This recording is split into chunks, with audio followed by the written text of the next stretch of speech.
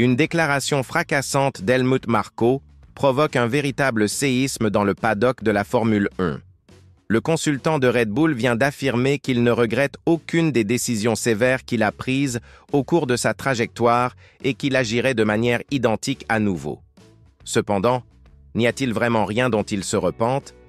La révélation va vous choquer. Ayant atteint l'âge de 82 ans, Marko est reconnu comme le bourreau implacable de Red Bull. Cet Autrichien s'est forgé une réputation qui fait frissonner n'importe quel pilote lorsqu'il reçoit un appel de sa part. Et il y a amplement de raisons pour cela. Red Bull représente la seule écurie sur la grille qui exploite simultanément deux équipes en Formule 1, contrôlant directement 8 baquets sous la supervision de Marko. Cette situation lui confère une influence démesurée sur le marché des pilotes. Depuis l'arrivée de Max Verstappen chez Red Bull Racing en 2016, le Néerlandais a déjà comptabilisé 6 partenaires d'équipes différents. 6. Pour mettre en perspective ce que cela signifie, d'autres écuries comme McLaren préservent des duos constants pendant des années entières. Chez Red Bull, la rotation est simplement absurde.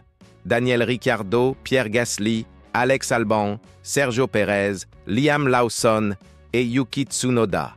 Tous ont tenté leur chance, très peu ont réussi à rester. L'épisode le plus sévère s'est produit avec Pierre Gasly. Le pilote français n'a tenu que 12 courses aux côtés de Verstappen avant d'être relégué chez Racing Bulls, connu à l'époque sous le nom de Toro Rosso. Seulement 12 courses, moins de la moitié d'un championnat complet. Et l'aspect le plus surprenant est que Gasly a ultérieurement remporté une victoire, démontrant qu'il possédait du rythme. Toutefois, dans la perspective de Marko, la vitesse seule ne suffit pas. Considérez maintenant la situation de Liam Lawson. Le Néo-Zélandais a atteint l'équipe principale à la fin de la saison 2024, mais n'est resté que 2 week-ends avant de retourner chez Racing Bulls. Seulement 2 week-ends. Il n'a même pas eu l'opportunité de s'adapter au siège de la voiture. La seconde équipe de Red Bull démontre encore plus de sévérité. Des pilotes comme Sébastien Buemi, Jaime Alguersuari, Jean-Éric Vergne, Daniil Kvyat et Brendan Hartley y sont passés et ne participent actuellement même plus à la Formule 1. Nombre d'entre eux possédaient un talent extraordinaire. Vergne, par exemple, a conquis 2 titres en Formule E. Kvyat a même remporté des courses. Mais sous l'optique de Marko, cela n'a aucune pertinence. Et quelle est la position de Marko lui-même sur cette question? Il se montre inflexible. Je reste ferme sur les décisions que j'ai mises en œuvre. Selon sa vision, plus de 95% des pilotes qui n'ont pas réussi à s'établir dans le programme Red Bull ont obtenu des carrières réussies dans d'autres modalités. Formule E, WEC, DTM, tous percevant des revenus bien supérieurs à ceux qu'ils obtiendraient dans des professions conventionnelles. Cependant, voici l'aspect le plus fascinant du récit. Marko reconnaît qu'il existe une décision qu'il modifierait s'il pouvait remonter dans le temps. Et ce n'est pas ce que vous imaginez. Il ne regrette pas d'avoir congédié Gasly si promptement. Il ne regrette pas d'avoir offert peu d'opportunités à Lawson. Son regret est complètement différent. En 2021, lorsque Red Bull devait sélectionner un coéquipier pour Verstappen, il disposait de 2 alternatives principales en considération: Sergio Pérez et Nico Hülkenberg. À cette époque, Hülkenberg était éloigné de la Formule 1 et travaillait comme commentateur télévisé.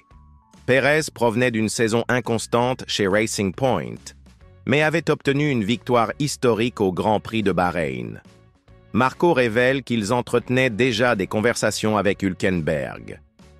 Les négociations progressaient. L'Allemand avait tout pour être sélectionné. Mais alors survint cette victoire de Pérez à Sakhir et toute la situation se transforma. Red Bull fut impressionné par la performance du Mexicain et choisit de miser sur lui. Actuellement, des années plus tard, Marko admet que c'était possiblement une erreur. Hülkenberg représente une garantie sûre de marquer des points, déclare l'Autrichien. Dans notre voiture, il serait également en compétition pour des positions de premier plan. Et il y a plus. Marko croit que le partenariat Verstappen et Hülkenberg aurait mieux fonctionné parce que les deux s'entendent très bien personnellement. Cette confession de Marco surprend pour diverses raisons. Initialement, parce que Pérez a aidé Verstappen à conquérir 2 titres mondiaux, spécialement en 2021, quand il fut essentiel dans la dispute contre Lewis Hamilton. Deuxièmement, parce qu'admettre une erreur n'est pas quelque chose d'habituel dans l'ADN de Red Bull. Mais était-ce vraiment une erreur? Examinons les données. Pérez a réalisé 13 victoires en Formule 1, 5 d'entre elles avec Red Bull. Hülkenberg, en revanche, n'a jamais remporté une course dans la catégorie, malgré avoir disposé de voitures compétitives dans certaines saisons. Pérez s'est également avéré être un pilote exceptionnel sous la pluie et quelqu'un qui parvient à extraire le maximum des voitures dans des situations extrêmes. D'autre part, Hülkenberg a toujours été reconnu pour sa régularité. Il commet rarement des erreurs graves et possède un historique de marquage de points, même avec des voitures moyennes. Chez Sauber, actuellement, il démontre exactement cela. À 37 ans, il continue d'être l'un des pilotes les plus fiables sur la grille. La question est que Red Bull a toujours priorisé les pilotes capables de remporter des courses, pas seulement de marquer des points. Et en cela, Pérez correspondait mieux au profil. Mais Marco semble avoir changé d'opinion sur ce qui importe réellement chez un second pilote. Le timing de cette déclaration n'est pas non plus fortuit. Avec Pérez hors de Red Bull et faisant l'objet de spéculations pour la nouvelle équipe Cadillac, Marco analyse les alternatives pour être le coéquipier de Verstappen en 2026. Les principaux candidats sont Yuki Tsunoda et Isack Hadjar. Tsunoda est déjà dans l'écosystème Red Bull depuis des années et a montré une évolution constante. Hadjar est le grand talent de l'académie Red Bull et peut représenter l'avenir de l'équipe. Mais l'un d'eux possède-t-il le profil que Marco déclare maintenant valorisé? Ou continuera-t-il avec la politique sévère comme toujours?